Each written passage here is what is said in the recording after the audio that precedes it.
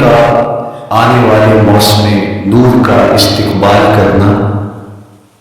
اس کے شوق میں بے تابیوں کا اظہار کرنا، یہ اللہ جل شانہ کے ساتھ محبت کی علامت ہے۔ شعبان المعظم کے دن گن گن کے گزارے جائیں کہ اتنے دن رہ گئے ہیں رمضان المبارک میں، اب اتنے دن رہ گئے ہیں رمضان المبارک میں۔ انسانی ذہن میں یہ سوال پیدا ہو سکتا ہے کہ متعینہ وقت پر تو اس مہینے میں آنا ہی ہے، اور اگر زندگی موجود رہی تو اس کو پا ہی لیں گے، تو اس شدت سے انتظار کرنے کا کیا مطلب؟ تو اس کا جواب یہ ہے، بیرون ملک سے کسی کے بزرگ نے، والد نے یا کسی کے بیٹے نے آنا ہو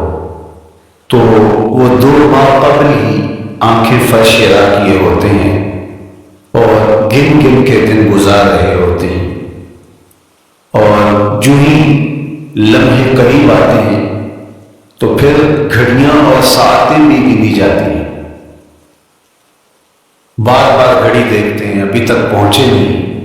جبکہ یہ طے ہے کہ 5:02 پہ فلائٹ اترے گی۔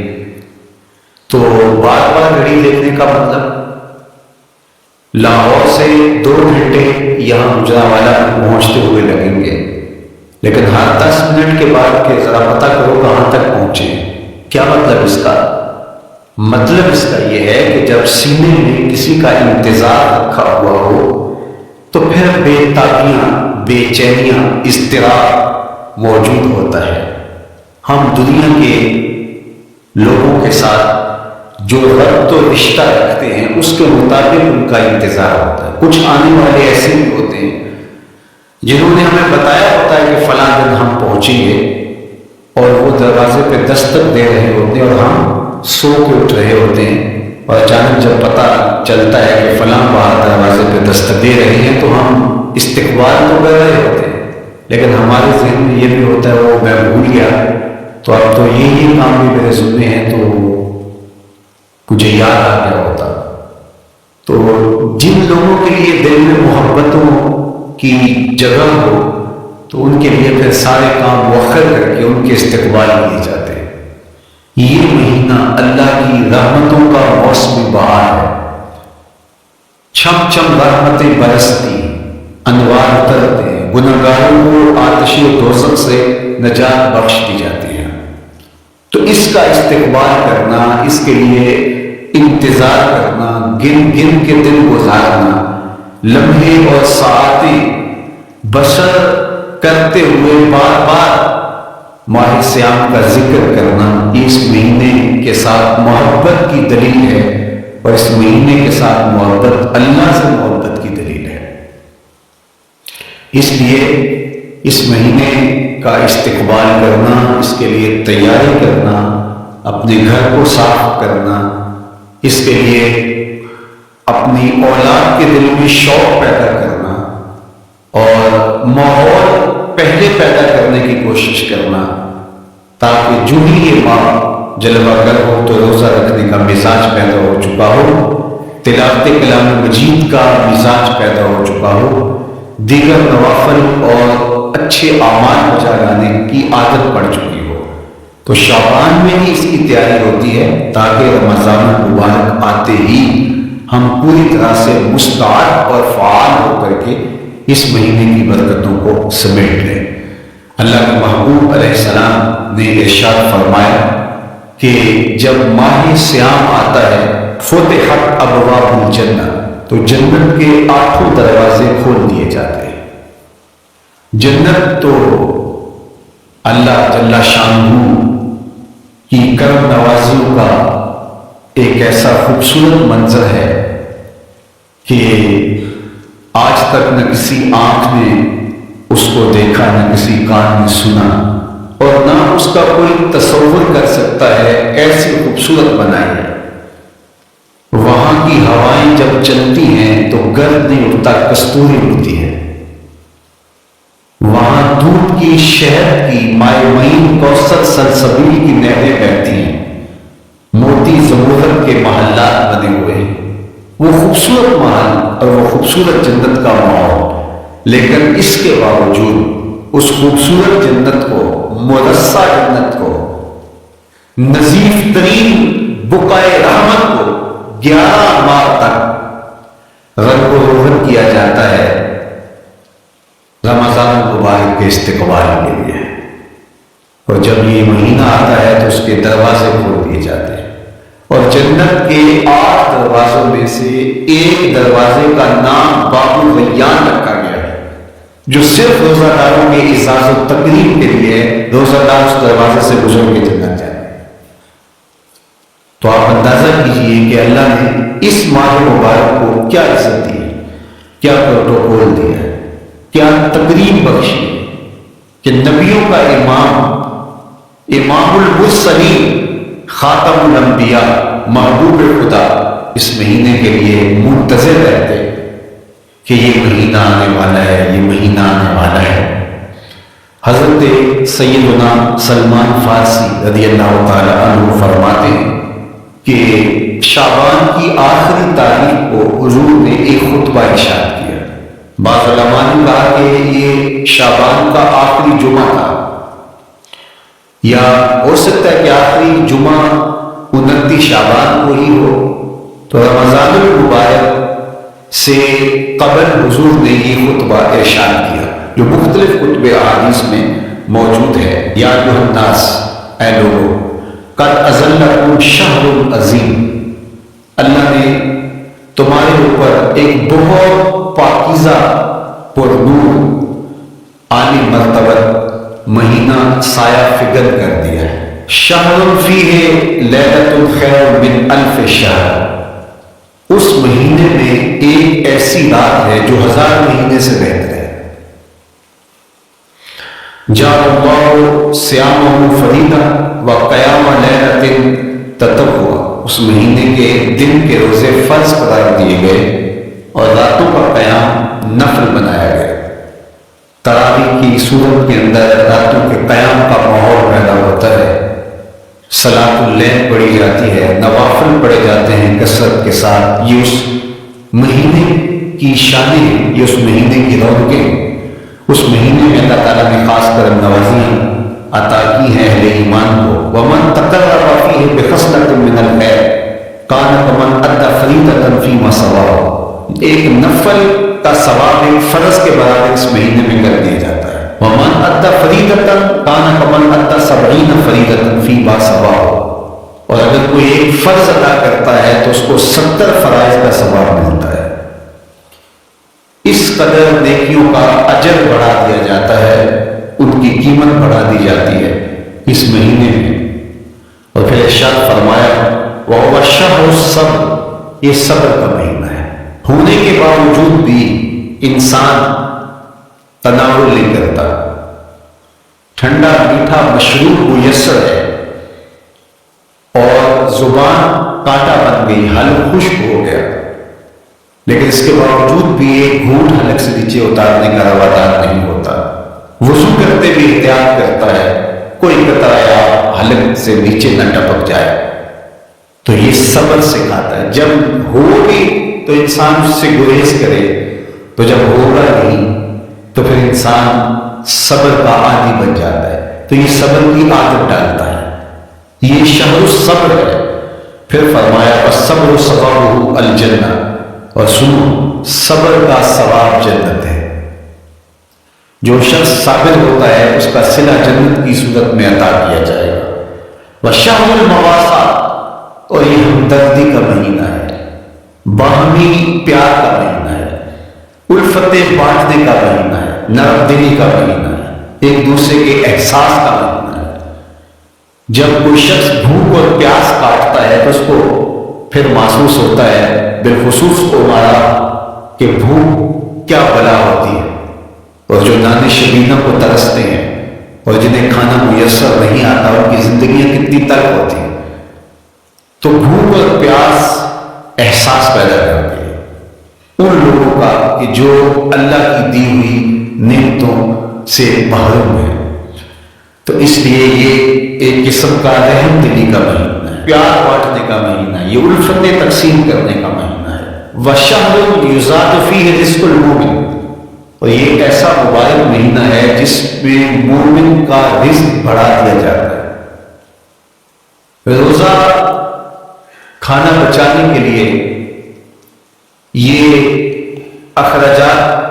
کم کرنے کے لیے نہیں ہے، بلکہ اس میں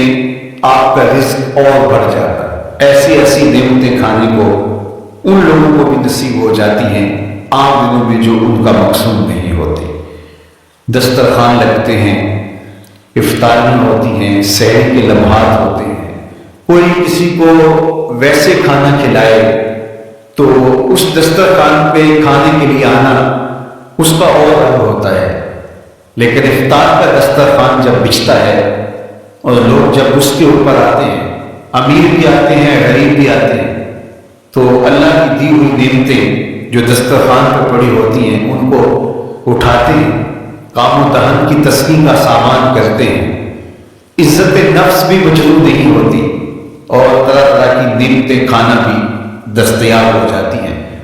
تو یہ ایک مہینہ ہے مواسات کا، اس میں رزق بڑھ جاتا ہے، وہ خدا تک بھی اللہ کی نعمتیں وہ پہنچتی ہیں جو عام دنوں میں ان کو میسر نہیں ہوتی، اور عمراء بھی نعمتوں کا لطف لیتے ہیں، نعمتوں کا مزہ انہیں آتا ہے، اس لیے کہ بھوک کاٹنے کے بعد جب ان کو نعمت میسر آتی ہے تو پھر انہیں احساس ہوتا ہے۔ جو شخص ہر وقت سیراب رہتا ہے تو اس کو کیا پتا کہ شدید بھوک کے بعد کھانے کا لطف کیا ہوتا ہے۔ سخت پیاس کے بعد میٹھا اور ٹھنڈا مشروب جب رگوں کو تر کرتے ہوئے میدے تک پہنچتا ہے تو اس کی تراوت، اس کی ٹھنڈک، اس کی لذت، اس کا کیف و سرور، اس کی عذوبت کس طرح راحت بخشتی ہے۔ اسی لیے میرے اور آپ کے آقا و مولا نے ایک دوسرے مقام پہ ارشاد فرمایا، لِلصَّائِمِ فَرْحَتَانِ، فرحۃ عند فطرہ و فرحۃ عند لقاء ربہ۔ روزے دار کے لیے دو خوشیاں ہیں، ایک خوشی اسے تب ملتی ہے جب وہ روزہ افطار کرتا ہے، وہ لمحے مسرتوں کے ہوتے ہیں، ایک روحانی احساس ہوتا ہے، اتنا لمبا دن، اتنا سخت دن، گرمی کی شدت، مالک تیرا شکر ہے لمحہ اختتام پہنچا اور یہ اتنا لمبا دن تیرے حکم کی تعمیل کرتے ہوئے بس ہو گیا۔ ایک تو روزہ کھولتے ہوئے وہ ایک سرشاری ہوتی ہے، وہ ایک لذت ہوتی ہے، روحانی تسکین ہوتی ہے۔ آج کل وہ افطار کے دسترخوان لگتے ہیں تو جس طرح ہمارے سارے معاملات جو ہیں وہ ملوث ہو گئے ہیں ریا سے، تسلط سے، اس طرح افطار بھی ایک فیشن کے طور پہ فروغ پا رہی ہے۔ تو اس میں عمراء کو اور شخصیات کو بلایا جاتا ہے، اور ایسے لوگ کثرت کے ساتھ ہوتے ہیں جن کا روزہ بھی نہیں ہوتا، تو پھر ظاہر ہے رسماً تو اتنی دیر تک وہ کچھ نہیں اٹھا سکتے جب تک اذان کی آواز نہیں آتی، افطار کے لمحے نہیں آتے۔ تو اس وقت جو روزہ دار ہوتا ہے جب وہ مشروب لے رہا ہوتا ہے، جب وہ کوئی لقمہ اٹھا رہا ہوتا ہے، تو اس کی جو فرحت ہوتی ہے، اور جس نے روزہ نہیں رکھا وہ بھی افطار کے دسترخوان پر بیٹھا ہے، تو کیا اس کو کوئی روحانی حظ، کوئی سرور، افطار کے لمحوں کا کوئی لطف مل سکتا ہے؟ وہ بیچارہ کتنا بے چین ہوتا ہوگا کہ یہ شخص ہے، کمزور ہے، سارا دن مزدوری کر کے آیا ہے اور اس کا بھی تو سارا دن گزر گیا بھوک اور پیاس سے، اور میں صحت مند ہوں اور سارا دن ٹھنڈے ماحول میں رہا ہوں اور مجھے توفیق نہیں ملی، تو وہ بھوک کتنے مشکل اس کے لیے ہوتے ہوں گے، اور روزہ دار کے لیے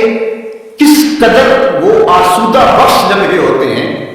کہ جب اس کو یہ مسرت ہو رہی ہوتی ہے کہ مالک تیرا شکر، گرم موسم، زبان کاٹا، حلق خشک، اور تو نے تکمیل تک لمحے پہنچائے اور میرا دل خیریت سے گزر گیا، تو وہ اس کے لیے ایک خوشی کا لمحہ، روحانی مسرت کی کیفیت۔ اور دوسری کہ جب وہ ٹھنڈا اور میٹھا مشروب، سارے دن کی سوکھی ہوئی زبان اور خشک حلق، اور انسان کی جو ہے وہ رگیں بھی، انتڑیاں بھی خشک ہو چکی ہوتی ہیں، تو ٹھنڈا اور میٹھا مشروب جب انسان کے معدے کی طرف بڑھ رہا ہوتا ہے، زبان بولے نہ بولے، ایک ایک رواں اللہ کی حمد بول رہا ہوتا ہے،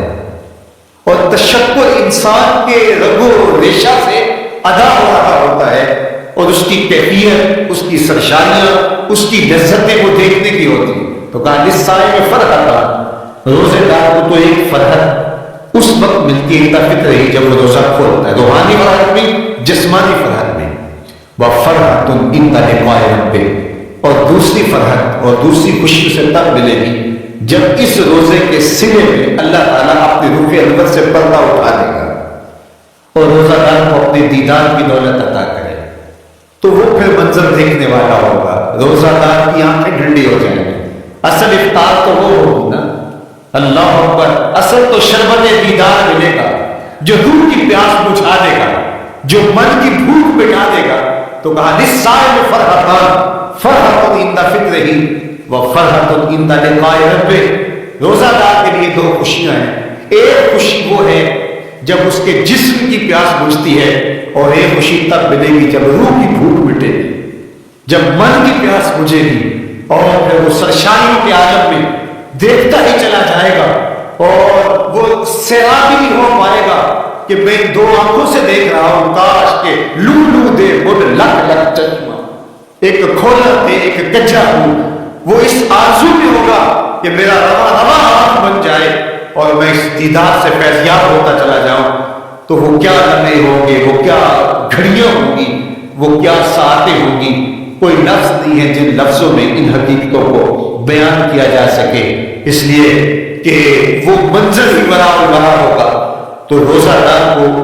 فرحت ملتی ہے جب وہ روزہ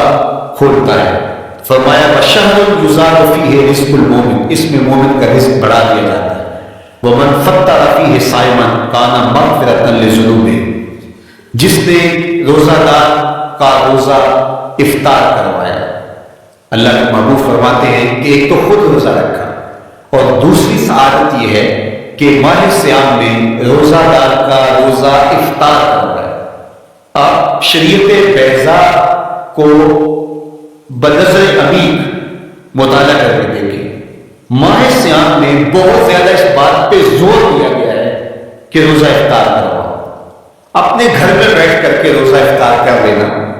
یہ بھی سعادت مندی ہے، روزہ نصیب ہو جائے، لیکن اس بات پہ بہت زور دیا گیا ہے ماہ صیام میں کہ ایک ماحول پیدا ہو، لوگوں کو افطار کروائیں تاکہ تمام لوگوں تک اللہ تعالیٰ کی نعمتیں پہنچیں، اور لوگوں تک جو ہے وہ رمضان المبارک کی برکتیں پہنچیں۔ تو ارشاد فرمایا وَمَنْ فَطَّرَ فِيهِ صَائِمًا، جس نے روزے دار کا روزہ افطار کروایا، كَانَ مَغْفِرَةً لِذُنُوبِهِ، تو وہ افطار کروانے والوں کے گناہوں کی بخشش کا ذریعہ بن جائے گا، یہ افطاری گناہوں کی مغفرت کا سبب بن جائے گا، وَإِتْقَ رَقَبَتِهِ مِنَ النَّارِ، اور آتش دوزخ سے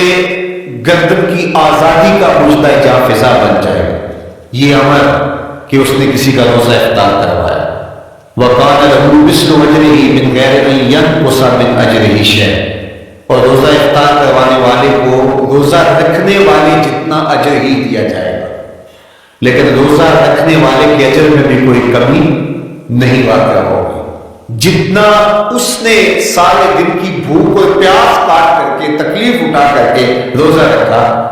جس نے شام کو اس کو افطار کر دیا، اتنا ہی ثواب اس کو عطا کر دیا جائے گا، اس کا اجر کم کیے بغیر۔ اللہ اکبر، یہ امت کے لیے اللہ نے کیا پیکج دیا ہے، کیا کرم نوازیاں ہیں اس امت کے لیے۔ آقا کریم نے ارشاد فرمایا ایک شخص صبح سے لے کے ظہر تک مزدوری کرتا ہے، اس کو ایک قیراط دیا جاتا ہے، اور ایک شخص ظہر سے لے کر عصر تک مزدوری کرتا ہے، اس کو بھی ایک قیراط دیا جاتا ہے، اور ایک عصر سے لے کر مغرب تک مزدوری کرتا ہے، اس کو 2 قیراط دیے جاتے ہیں۔ فرمایا پہلی مثال یہود کی ہے، دوسری مثال نصارہ کی ہے، اور تیسری مثال میری امت کی ہے۔ یہودیوں نے اور عیسائیوں نے اس پہ اعتراض کیا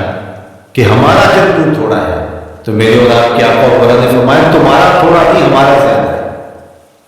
آج کل اگر 1000 روپیہ مزدوری چلتی ہو مزدور کی، تو کوئی شخص صبح سے شام تک ایک شخص سے مزدوری کروائے اور 1000 روپیہ دے دے، اور دوپہر کو اڈے سے جا کے مزدور اور دے آئے، شام کو اس کو بھی 1000 روپیہ دے دے، اور ایک شخص کو عصر کے وقت لائے اس کو 2000 روپیہ دے دے، تو 1000 والا کہے کہ میرے سے زیادتی ہوئی ہے تو اس سے زیادتی تو نہیں ہوئی، اسے تو پوری مزدوری دی. اب اس پہ مہربانی ہوئی ہے، اس پہ رحمت ہوئی ہے. تو کہا یہود اور نصارہ کی یہ مثال ہے، ایک صبح سے ظہر تک مزدوری کرے اس کو 1 قرار، ایک ظہر سے عصر تک مزدوری کرے اس کو 1 قرار، اور تیسرا بہت تھوڑا وقت عصر سے مغرب تک مزدوری کرے اس کو 2 قرار. کہا یہ امت محمدیہ اللہ صاحب الصلوات کو دیا گیا دودھ ہے. تو ایک شخص نے سویر سے لے کر شام تک روزہ رکھا، بھوک کاٹی، پیاس کاٹی، سخت شدت کی گرمی سہی، اور ایک شخص نے شام کے وقت اس کو روزہ افطار کروا دیا. اور سنو حضور علیہ السلام کا فرمان، جب حضور نے فرمایا کہ اس کو پورا اجر ملے گا پہلے کے اجر کو کم کیے بغیر، تو صحابہ کا تو دل تڑپنے لگا کہ یہ کتنی بڑی بات ہے. اب آپ جانتے ہیں کہ یہ زمانہ ایسی معاشی خوشحالیوں کا نہیں تھا، لوگوں کے پاس قرآن شریعہ بھی میسر نہیں ہوتا تھا. تو صحابہ نے جو سوال کیا، قالوا یا رسول اللہ صلی اللہ علیہ وسلم، انہوں نے کہا ہے اللہ کے پیارے رسول صلی اللہ علیہ وسلم، لیسا کلنا یجد ما یفطر الصائم، ہم میں سے تو ہر بندہ یہ طاقت نہیں رکھتا کہ روزہ دار کو روزہ افطار کروا دے. تو یہ اتنی بڑی سعادت، تو یہ تو پھر اہل زر ہی یہ سعادت حاصل کر پاتے ہیں. ہمارے جیسے لوگ تو پھر جو مال و دولت نہیں رکھتے تو وہ تو پھر یہ سعادت نہیں حاصل کر پائیں گے. تو میرے بعد کے آپ کو مولا نے کیا فرمایا؟ قال، حضور نے شاہ فرمایا، یؤتی اللہ ھذا الثواب، یہ ثواب اللہ اس شخص کو بھی عطا کرے گا، من فطر صائما علی مسقط لبن اور تمرۃ اور شربۃ من ماء. فرمایا کہ یہ اجر اللہ اس کو بھی عطا کرے گا جس نے کسی کا روزہ 1 گھونٹ دودھ سے کھلوا دیا، یا 1 کھجور سے کھلوا دیا، یا پانی کے 1 گھونٹ سے اس کا روزہ افطار کروا دیا. لازمی نہیں ہے کہ دسترخوان سجا ہو، انواع اقسام کے کھانے پڑے ہو اور وہ افطاری ہی افطاری کرا پائے گا. جس نے کسی کو وہاں باہر ٹوٹیوں سے پانی کا گلاس بھر کے، کٹورا بھر کے سادہ پانی بھی پیش کر دیا تو اس کو بھی ثواب مل جائے گا. کتنا ثواب ملے گا؟ پورا روزہ رکھنے کا ثواب اس کو ملے گا. کتنی رحمتوں کی لوٹ سے کوئی ایسے بھی بانٹتا ہے، کوئی ایسے بھی کرم نوازیاں ہوتی ہیں، لیکن میرے رب کے خزانے کتنے کھلے. میں نے مدینہ المنورہ میں ایک شخص کو دیکھا کہ وہ روزے کے وقت وہاں سے ہی گلاس لیتا اور زمزم سے بھرتا اور روزہ داروں کے آگے رکھتا چلا جاتا، اور روزانہ اس کا یہ عمل ہوتا. نماز عصر کے بعد شروع ہوتا، جتنی اس کی پہنچ ہوتی کھانے کے آگے رکھتا چلا جاتا. پانی بھی وہاں سے لیا، گلاس بھی وہاں سے لیا. اللہ اکبر. فرمایا دودھ کا 1 گھونٹ یا پانی کا 1 گلاس یا 1 کھجور اس نے کسی کو پیش کی اور اس نے اس سے روزہ کھولا. اللہ کے محبوب فرماتے ہیں پہلے کے اجر میں بغیر کسی کمی کے اس کو پورا ثواب روزے کا نصیب ہوگا. اللہ اکبر. اب سنو پھر حضور نے ارشاد فرمایا ومن اشبع صائما، اور جس نے صحیح اہتمام کے ساتھ روزے دار کو اچھا کھانا کھلایا، اچھی پرتکلف افطاری دی، سقاہ اللہ من الحوض شربۃ لا یظمأ حتیٰ یدخل الجنہ، اس کو حوض کوثر سے ایسا جام ملے گا کہ اس کو کبھی پیاس نہیں ملے گی یہاں تک کہ جنت میں چلا جائے. اللہ اکبر. اس کو کوثر کے جام نصیب حشر کی گرمی میں. اور آپ کو معلوم ہے، علماء سے آپ نے بارہا سنا ہوگا کہ جام کوثر جس نے ایک بار پی لیا پھر 50,000 سال کے دن میں اس کو دوبارہ پیاس نہیں ملے. یہ جام کوثر کی خصوصیت ہے. فرمایا وَهُوَ شَهْرٌ أَوَّلُ الرَّحْمَةِ، یہ وہ مہینہ ہے جس کے پہلے 10 دن رحمت ہے اور اس کا درمیانی اشرا مغفرت ہے. وَآخِرُهُ عِتْقٌ مِّنَ النَّارِ، اس کا آخری اشرا جو ہے وہ آتش دوزخ سے نجات کا ضامن ہے. فَاسْتَكْثِرُوا فِيهِ مِنْ 4 خِصَالٍ، کہا کہ 4 کام اس مہینے میں کثرت کے ساتھ کرو. خصلتان ترضون بہما ربکم، 2 کام تو وہ ہے جس سے تم اپنے رب کو راضی کرو گے. وخصلتان لا غنی بکم عنہما، اور 2 کام ایسے ہیں کہ ان سے بے نیاز نہیں ہو سکتے تو وہ تمہیں کرنے پڑیں گے. امن خصلتان اللتان ترضون بہما ربکم، وہ دو خصلتیں، دو کام جن کے ذریعے سے تم اپنے رب کو راضی کر سکو، فشہادۃ لا الہ الا اللہ، وہ گواہی دینا ہے لا الہ الا اللہ، وتستغفرونہ، اور تم کثرت سے استغفار کرو، اللہ سے بخشش مانگو، یہ دو کام تم نے کرنے ہیں۔ وَأَمَّا الْخَصْلَتَانِ اللَّتَانِ لَا غِنَىٰ بِكُمْ عَنْهُمَا، اور وہ چیزیں جن بغیر تمہیں چارہ نہیں ہے، فَتَسْأَلُونَ الْجَنَّةَ وَتَعُوذُونَ مِنَ النَّارِ، اللہ سے جنت طلب کرو اور دوزخ سے پناہ مانگو۔ تو یہ دو کام جو تمہاری ضرورت ہے تم اس مہینے میں کثرت کے ساتھ کرو۔ تو یہ مہینہ رحمتوں کی لوٹ سیل کا مہینہ ہے، یہ کرم نوازیوں کے امڑتے ہوئے دھارے ہیں، یہ سیل رحمت ہے جو کہ من کی سیرابی کا سبب و ذریعہ ہے۔ خوش نصیب ہیں جو ماہ سیام کو خوبصورتی کے ساتھ بسر کرتے ہیں، اس کے آنے سے پہلے استقبال کرتے ہیں، گھروں میں صفائی کریں، اہتمام کریں، مساجد میں اہتمام کریں، تاکہ بچوں میں یہ شوق پیدا ہو کہ ماہ سیام آ رہا ہے۔ جب ہم بچے تھے تو ہمارے والدین رمضان المبارک سے قبل ہی رمضان المبارک کی تیاریاں شروع کر دیا کرتے تھے۔ اس وقت گھر میں شربت تیار ہوا کرتے تھے گڑ کے، اور وہ پہلے ہی مائیں گھر میں تیاری کرنا شروع کر دیا کرتی تھی۔ ایک شوق پیدا کرنا مقصود ہوتا ہے۔ تو کچھ چیزیں ایسی ہیں کہ آرڈر لکھے اور 1 سیکنڈ میں گھر پہنچ جائے، لیکن کچھ چیزیں یہ جو ہے وہ تیار کرنی چاہیے، شوق پیدا ہو۔ گھروں کے اندر ماں کو چاہیے کہ افطاری کو اہتمام کے ساتھ تیار کریں تاکہ بچوں کو شوق پیدا ہو، اور یہ ایک ماحول پیدا ہو، قرآن مجید کی تلاوت کا ماحول پیدا ہو، جاگنے سونے کے جو ہے وہ شیڈول مرتب کیے جائیں، مساجد کی آبادی کا سامان کیا جائے۔ پچھلے سال تو بڑا اداس رمضان گزرا، اس لیے کہ کرونا کے حوالے سے جس طرح ملکی حالات تھے وہ آپ کے سامنے تھے۔ اس مرتبہ الحمدللہ اس طرح کے حالات نہیں ہوں گے، کچھ SOPs کو آپ کو فالو کرنا ہوگا، لیکن مسلوک انشاءاللہ وہ ان کے بحال رہیں گی، اور صلاۃ التراویح اور سحر و افطار کے لمحے، نوافل، تسبیحات، اذکار، نمازوں میں 5 گانا حاضریاں، یہ کیسا خوبصورت ماحول ہوتا ہے، رحمتیں برس رہی ہوتی ہیں، انوار کر رہے ہوتے ہیں، اور وہ کیا خوبصورت لمحے ہوتے ہیں اور کیا گھڑیاں ہوتی ہیں۔ انشاءاللہ انسان مرکز مصطفیٰ کے اندر صلاۃ التراویح کے لیے خاص طور پہ ہم اہتمام کر رہے ہیں۔ میری آرزو تھی کہ جب مرکز کی تکمیل ہو تو پھر رمضان المبارک کا اہتمام کے ساتھ جو ہے وہ ہم انتظام و انصرام کیا کریں گے، چونکہ اس سے قبل بہت سارے تعمیراتی کاموں کی وجہ سے ہم الجھے رہتے تھے، لیکن اللہ کے فضل سے اب مرحلہ اول کی تکمیل ہوگی اور مرحلہ ثانی کی طرف ہم بڑھنے والے ہیں۔ تو اس رمضان المبارک کے اندر ہمارے لیے بیٹھنے کی جگہ، خواتین کے لیے انتظام، افطار کے لیے، سحر کے لیے، دوستوں کے لیے انشاءاللہ خوبصورت اہتمام ہوگا۔ بہت اچھے قاری قرآن جو ہے وہ صلاۃ التراویح پڑھائیں گے، تو وہ میٹھے اور دل آویز لہجے اور مرکز کا ماحول انشاءاللہ ذکر و فکر کے حلقے بھی ہوں گے، دروس قرآن کے حلقے بھی ہوں گے، تو ایک